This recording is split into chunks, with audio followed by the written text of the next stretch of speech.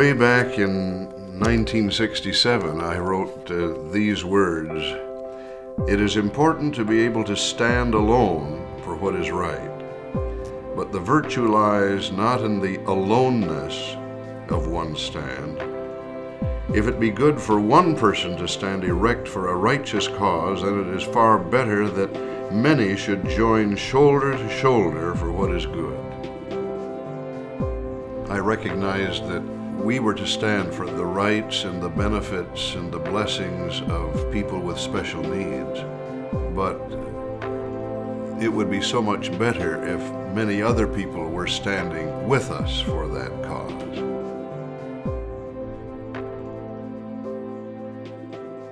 My youngest brother, 7 years younger than I, when he was 4 months old, in church, a little well-meaning 9-year-old girl saw him unattended for a moment, and her budding motherly instincts just caused her to pick him up and hold him, which is all very beautiful, except that he wiggled and fell out of her arms and hit his head on concrete, and as a result suffered severe brain damage from that fall.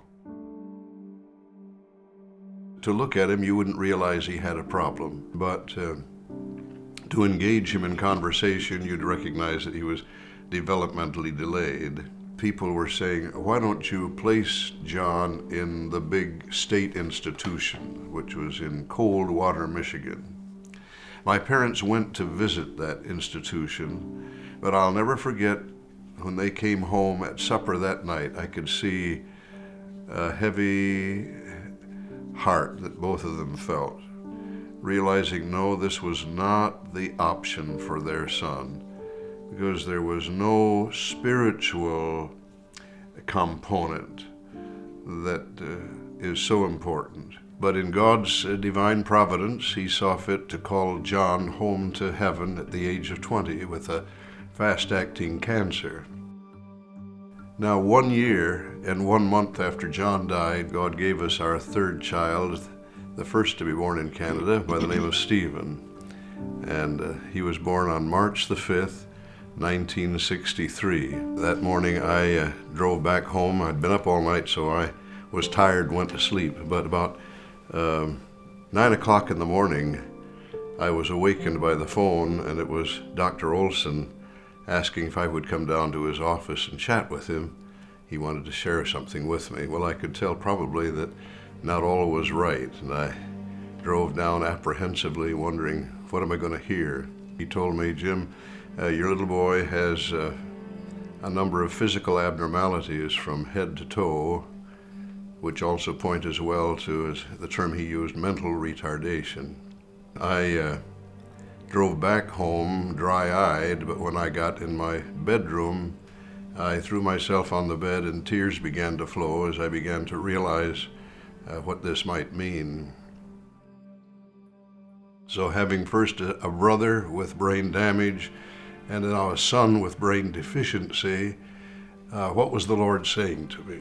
Out of the blue, the Lord gave me a Bible verse as I lay on that bed, from Psalm 27, verse 14, which says, "Wait on the Lord, be of good courage, and he will strengthen your heart. Wait, I say, on the Lord." And that's just what my heart needed. The Lord helped in a wonderful, wonderful way to prepare us both to take on this challenge.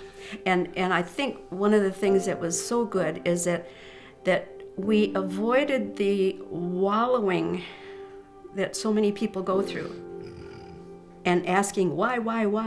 We didn't ask why, we just said, "Lord, what do you want us to do?"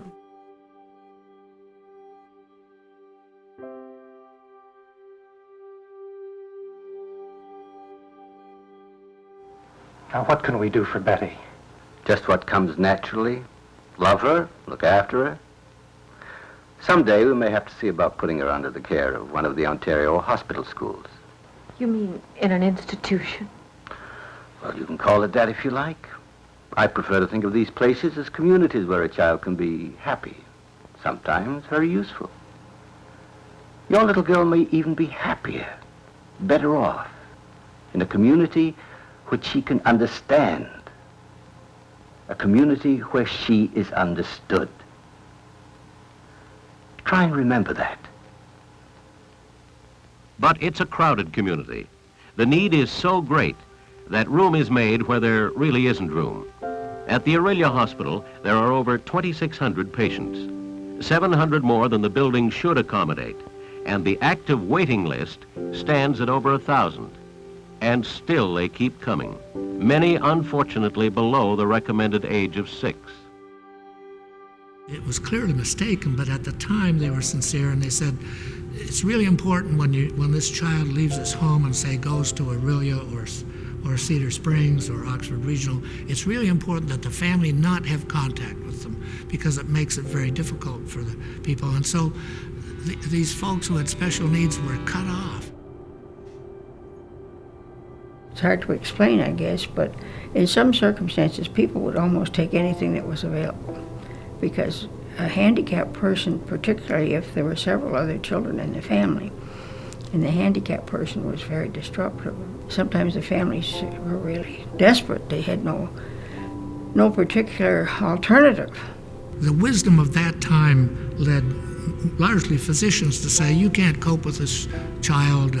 This child has limited prospects, probably won't survive. Put him in an institution.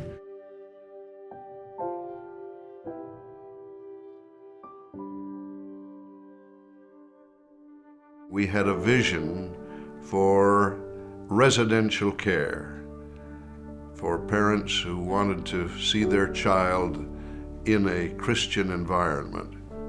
But we didn't have any money, we didn't have any staff, we didn't have any expertise. All we had was a vision.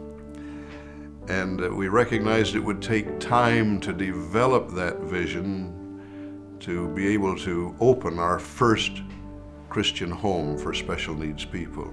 The very possibility of having a residence where the staff were Christian people who would essentially provide a Christian home setting for our special people was just so exceptionally wonderful. We just knew this was the answer to prayer for sure. In 1965, June the 10th to be exact, we held our first open meeting to announce the vision for what became Christian Horizons. At that time, we came up with the name the Ontario Christian Association for Exceptional Children. When we became incorporated, we called it the Ontario Christian Fellowship for Exceptional Children. But then we didn't feel very comfortable with the OCFEC, OCFEC. It didn't seem to have the kind of a ring that we would like. One of our board members came up with Christian Horizons for Exceptional Children. Immediately it resonated with all of us. Hey, that's good, that's good. Then later, as we grew and the children that we were seeking to serve were growing up and were no longer children, we said, why don't we just drop Exceptional Children and just call it Christian Horizons? So our name was again altered officially by 1975 to be what it is today.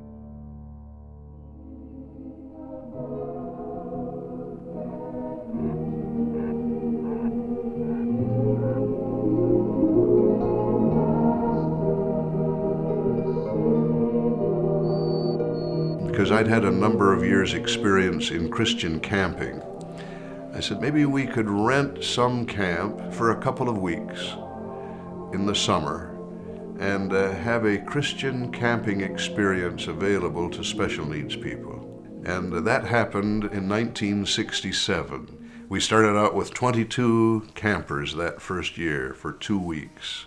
It went so well, we said, let's do it next year, and maybe we could rent for 4 weeks. And we had two-week camping periods with a total of 53 campers. To make a long story short, the camping ministry just burgeoned. It just grew, and it soon became 400 people a year that we were serving, and still do, more than that now. It was a ministry to kids and adults with disabilities. It was a ministry to families who could experience a vacation or some time when they knew their child was being taken care of well. It was also at that time a ministry to people who still were in the large-scale institutions, because we did have a large number of campers who came from the institutions and experienced 2 weeks away from the institution in a beautiful pastoral setting.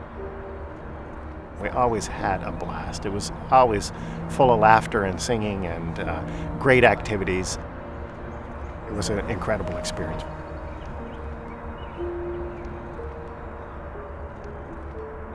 In 1974, our board felt, let's trust the Lord and take a step of faith to seek to open the first Christian home for special needs people.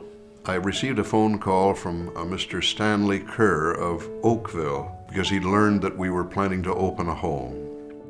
So I went to his home and told them about our vision, and when I got up to leave, he said, well, there'll be a check in the mail.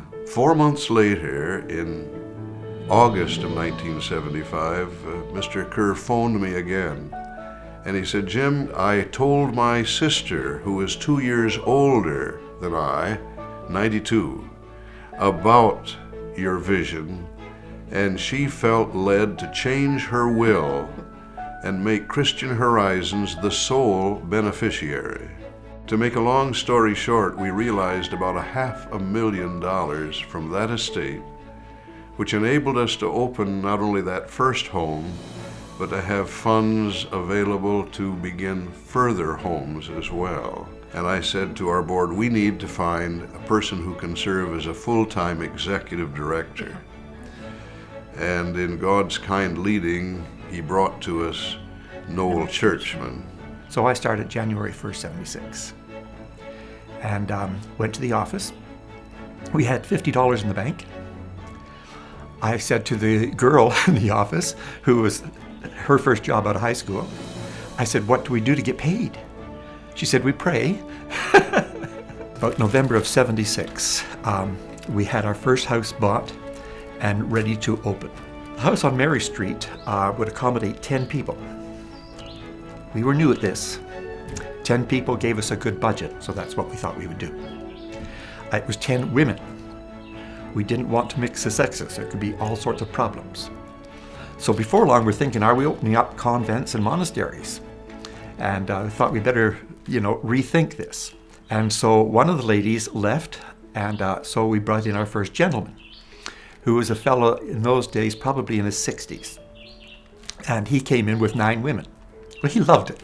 It was rather interesting just watching the various people coming in from the Niagara area, from the Toronto area, not all from the Waterloo area, in fact, very few from the Waterloo area. It wasn't a concept at that point in time. It was just a case of these Christians have their first home, and that's where it is, and it was serving the needs across the province. Then we opened our second home 2 years later in 1978 in Welland. The director for that was Ed Sider. I remember the first interview. It was in the head office in Waterloo.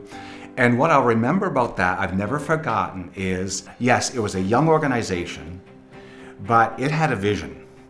And there was an incredible amount of passion, even within that small office. I think there were about 3 or 3.5 people working there. It wasn't very big.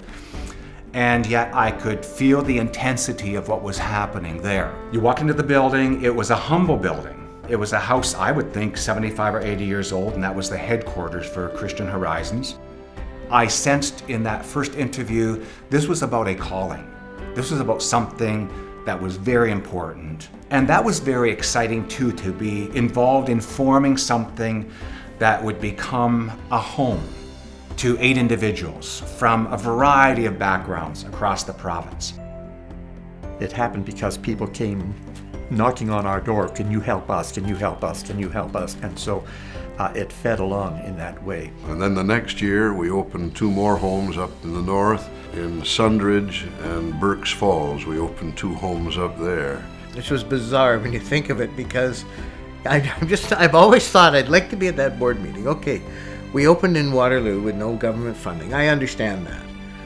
When they were offered a bit of government funding, they decided, well, that's an hour away. That makes perfect sense. And then suddenly they're being asked by the ministry, would you come up to this little town of 1,000 people in Sundridge, Ontario, 4 hours north of anything you've ever done, no supports around you whatsoever, and open a group home? And they very quickly said yes. All of a sudden we're talking Elliott Lake. I went down to Kingston for a month as a frontline worker to open a home in Kingston. We opened in Barrie, we opened in Bracebridge, Huntsville, Sudbury. I remember the first home in Sudbury, and then a couple more. Over the years, we sort of grew up in pockets. There were programs here in Waterloo. There were some in Hamilton and Niagara, down in Essex, and up in the Almaguin areas. And I think that each of those communities often took on a bit of their own character and culture, in part based on the gathering of people that worked there, and also, of course, significantly influenced by the people that were supported by our programs in those communities. During that period of rapid growth, some of the challenges were hiring, being able to find enough people to grow with us, and also finding the right homes.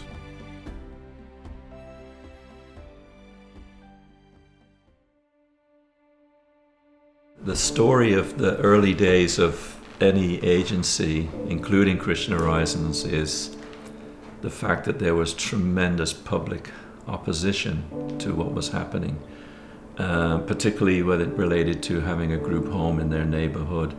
And we were used to getting a lot of threats, a lot of opposition. We had one of our homes torched in Windsor. There were difficult days. We were threatened with being shot when we opened a home in Hamilton by the people across the street, when we had a get acquainted evening and so on. They weren't kidding. The people had been told in generations past, you're best to put them away where they can get proper care, things like that. Don't take them home with you after they're born. So they were in the institutions. And they were brought up with that. And to have these people coming back, they saw it as being dangerous. But this wasn't a motorcycle club that was moving in, sort of thing that they need to worry about. These were people that were struggling just to survive in the day.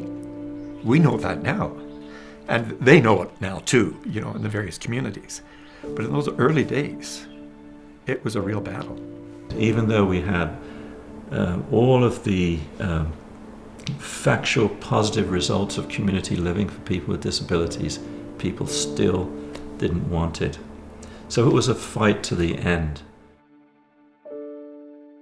From 1978 until 1987, I think about 17 new locations were established. We strived to ensure that whether it was 10 locations or 200 locations, that the key principles and the values were established and maintained for the well-being of the individuals supported, as well as for the staff teams. I think that's an important trait of a faith-based organization too, is that we have compassion no matter what the issue is within a person's life.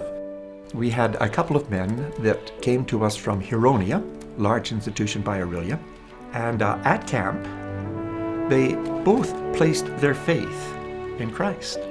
And there was such a change in their lives that the social workers got in touch with us at Christian Horizons and asked us if we would consider providing community care. So that also started us in the part of not just accepting sons and daughters of people that we had in our membership, but also accepting people as they were beginning to close down the institutions and looking for alternatives back in the community. From 87 into the 90s, into the late 90s, was an incredible amount of growth. As some of these facilities like Huronia, Blue Water, as they began to actually close. So Christian Horizons grew very, very quickly then.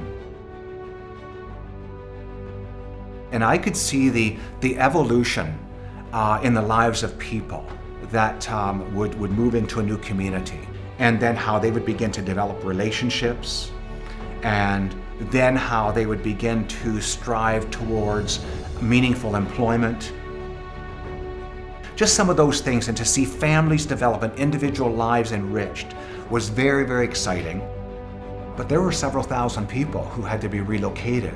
Everyone knew it would take many, many years to develop services within the communities to accommodate individuals.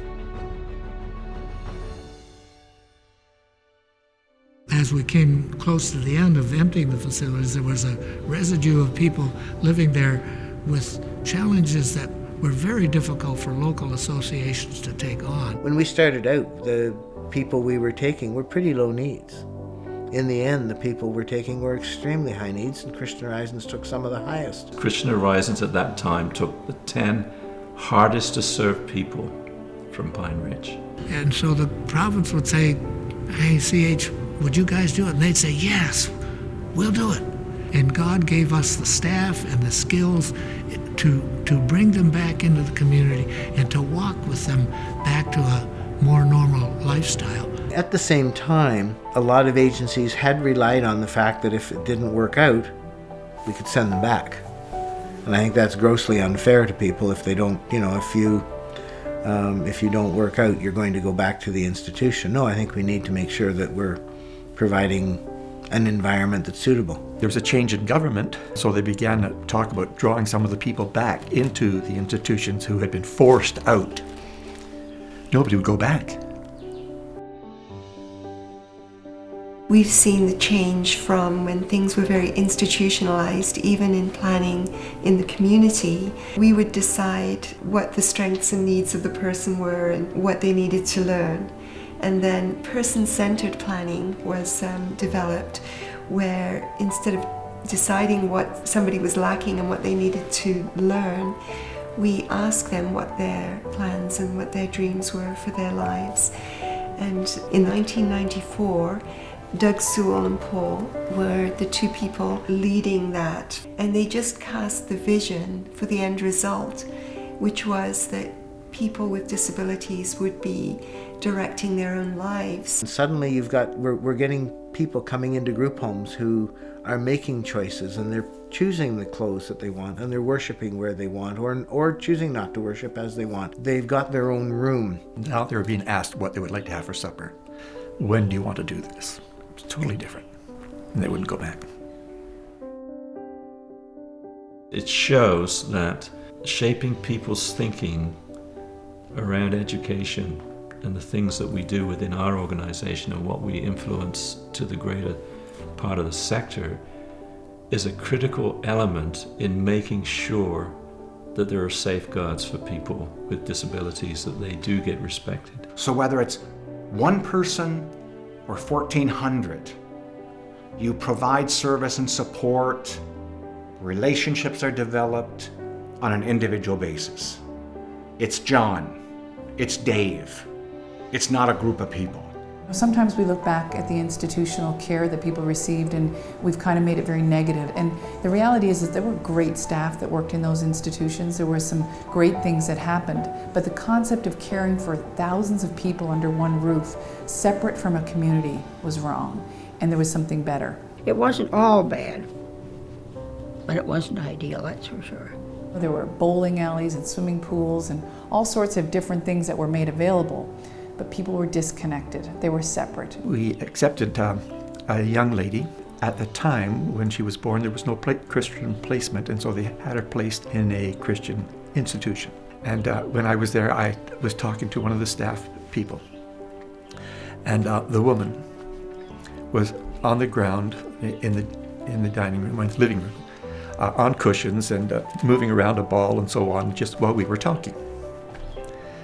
And I made a joke of some sort, have no idea what it was. The one on the floor laughed.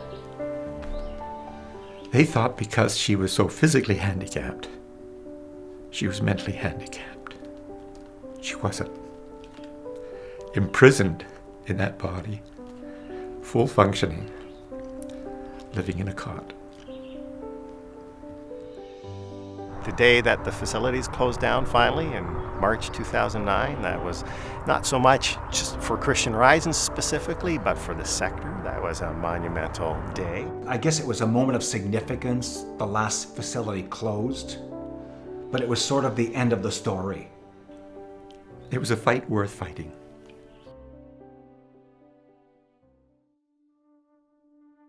In the early 1990s, Ed and his wife had a vision for adopting a girl from a third world country. But it was through that they had a further vision to see people in third world countries having similar care as what we're seeking to give here in Canada. In '87, that was near the end of the Civil War, and Guatemala City was actually known as the city with the most homeless children. And there was a lot of transition happening. It was a very unsettled country. And I came back home, and we had our daughter, and life was wonderful. But there was a passion, a seed planted that not all was good in Central America. In that time, Ed Sider visited Guatemala, and they saw the great big need of people with special needs. We drew some people around us and formed a little organization called Children's Homes International. And we opened our first home in Guatemala in 1990. As couple, our first house was in the group home, serving people with special needs and children at risk and our Guatemalan people. We were doing everything, like cleaning the children, taking care of the children, managing staff. It was a 24/7 job. The organization then, on a volunteer basis, grew. We served about 300 people, 300 children in 4 countries. I remember right here in this room, Ed and Nancy came to talk to us and say, you know, this is what's happening through CHI. This is what's happening with Christian Horizons. And might there be something we could talk about the needs on a global level and the possibility of the 2 organizations merging? And I said, well, we've always had a vision for special needs people around the world. And now that Christian Horizons has proved itself here in Canada, this is the right time for us to extend our vision to other nations of the world. And now we call that ministry Christian Horizons Global. It was a huge step because you think of all the geographical implications. Where do we serve? Fundraising in a whole new way for the organization. And so because CHI had been established in Guatemala, Ethiopia, India, and Sri Lanka, we continued to serve there. And now it's evolved. They're grown, I think, to 10 or 12 countries now, with thousands of people being impacted on a daily basis. So our work touches many, many lives. I think Ethiopia, they estimate between 50 and 60,000 people are impacted directly by the work that we do in the Ethiopia program today. When we talk in Ontario about people with exceptional needs belonging to communities, we often think about how can we help this person navigate the community. Whereas in CH Global, sometimes we take a step back and say, how can we help this community become more welcoming, or this community have the structures, the supports that it needs in order to care for its own. One of the most formative memories I have was from my very first trip when I went to Haiti. We did a program there to provide goats for a lot of the kids in the school, for them to have an income generating project. And this little girl with big brown eyes, tugs on Ed's pant leg and looks up at him and says, "I don't have a goat." He said, "You should go talk to Elsa, who's our Haitian director. You should go talk to Elsa and tell her you don't have a goat." And when the little girl walked away, he turned to me and said, "That's one of the hardest things to learn, is that any of us can step in and meet any one of those needs. But Ed taught me it's much better for her to go to Elsa, a local Haitian woman who's going to be seen in her community continually, and given through the church, which is going to be the lasting institution for change in that community, that long after CH is gone, they will still be there. And this little girl will grow up with, Haitians to look up to rather than learning that our answers have to come from North America.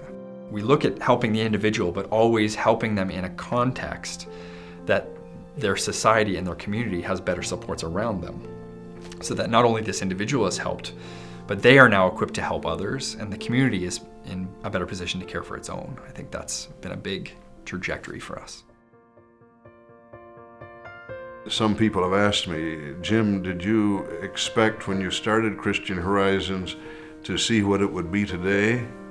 I said no, but at the beginning I recognized that if we could have 100 homes, we could use them all because of the needs that I saw all across the country in Ontario here. For a large part of the timeline, didn't have to go looking for things to do. We needed to evolve, we needed to transition, to do things differently. But for many, many years, it was how much can we do and how do we keep doing that really well? There was a momentum based on success, based on constantly growing the organization and building. For my early years at Christian Horizons, it was always about growth. So we're opening new programs and creating new opportunities and learning from mistakes. We've gone from an organization that was kind of unnoticed and quiet in the backgrounds to be an organization that today is shaping laws and legislation and regulations that a government imposes around services for people with disabilities. It's, I think, way easier to look backwards and say it grew because we had great people who were excited to be a part of the organization. It grew because God was with us as we made this happen, and I think we had faith in Him and we said, I believe we can do this. We didn't set out to be a large organization. We simply continued to respond to the needs of people and receive people in and continue to grow. We're not the author of this. We're just kind of along for the ride, and we're thanking God for the ability to respond with good stewardship and with creativity and with hope and commitment that we're in this for the long haul because God has called us to it. I've seen us go from this pretty small organization to an organization that not only is serving here in Canada, but now around the world. And that's pretty significant. Missions in general is evolving in this 21st century. And so we have to adopt and continue to be that hands extended for Christ regardless of the changes that we see around us. How they say some people watch it happen, some people make it happen, and other people wonder what happened. I have progressively moved. And now I'm looking back at Christian Horizons and I'm saying, how did that happen? It has truly grown, beyond, I think, beyond anything anyone could have ever imagined. The vast majority here in Ontario of what we do is provide residential services. But there's so many other aspects of life that are so important. The concept that everybody has a place not only to be, but to contribute to is absolutely critical for all of us. Inclusion for people that experience challenges isn't just the responsibility of an organization, isn't just the responsibility of a particular branch of the government. It's everyone's responsibility. I lived at the group home for four years before I got my own apartment. I didn't think I could do it, but Christian Horizons was coming in and helping me, and it makes my life easy. Part of the reason Liz's story is so great is that she's coming from the institution to now living on her own, living in the community, being fully accepted by her community, and she cares for them, they care for her. It's fun to see somebody who had everything restricted and had no independence to be able to see her this many years later living out her life to the full potential. It's really fun to see and to be a part of. CH, they've helped me grow in a lot of ways. I think the first step was to the group home because I learned a lot of skills from there, and they taught me how to get out on my own. Patricia moved in '95 to her home here, and so it's been really, really neat to see that growth and see lives change just because they can be more individualized. The organization itself has been a big help, and there are struggles in life, but you can, with God's help and with other people, you can overcome them. You just want to see each person just come alive in Him and just accept who they are and just to grow in who they are and the talents and gifts that God has given them. That's how I look at CH as a whole, and they've helped me come a long way to who I am. Our goal is that people can live out their full independence and to remove any barriers that we can, and to value people and to let them use their God-given gifts and talents in their community. A couple of years ago, I went around the whole organization and I asked people, what gets you up in the morning? What inspires you in your work for Christian Horizons? And I asked people that were brand new, that had been on the job for just a couple of months, and I asked people that had been with Christian Horizons for 35 years. And I heard the same heart, their belief that there was something better and that they had an opportunity to help shape whatever community they were in, so that people got to experience their citizenship and their humanity. Everything that we do, we want to do it that it honors God and values people. These are not just words. We want to keep the dignity of people as we're working with them. We are not some kind of salvation for them. We're just brothers and sisters with the same level of needs. I believe that Christian Horizons is so well positioned based on these last years to be able to stretch forward and to do new and innovative and creative things. And the story is only being written. Can you imagine the story of Christian Horizons in 25 years? This is just the beginning. I believe that. I mean, what's 50 years? You know, maybe our models of service change, maybe our program offerings change, maybe our ideas around what we achieve in programs change, but Christian Horizons didn't change. I think at the end of the day, each one of us can ask ourselves, how did my efforts today help the vision be realized in someone's life? Wherever they are and whatever their function, it's all part of supporting a person to have a sense of belonging. That's what Christian Horizons is all about, is what do we do today that creates opportunity, that creates potential, that ultimately creates hope for tomorrow, for people that have been left out, people that are marginalized, people that maybe sometimes the world forgets about. We're simply servants, sharing our faith, living our faith. Maybe it's the best way to put it. When we see beyond ourselves and how we can sacrifice and how we can give, I believe that's honoring. I believe that's really what Jesus intends for us to do. It's just wonderful to see how the Lord can take a tragedy and turn it into a triumph. Christian Horizons is the hands and feet of Jesus, ministering to people. I like that. Yeah. There is a contagious excitement that permeates this ministry. The vision the Lord has given us is a large one, but we can do all things through Christ when He is our substance and our purpose. The opportunity is also a responsibility, and Christian Horizons needs your prayer support. Please bear us up in prayer as you come together in His name.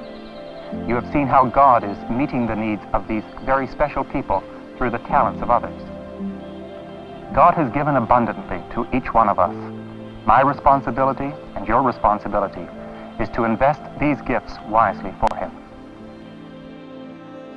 Christian Horizons has a unique opportunity to represent Jesus Christ in so many corridors and avenues, in that all people are valued by God and that all people have a part to play in our communities.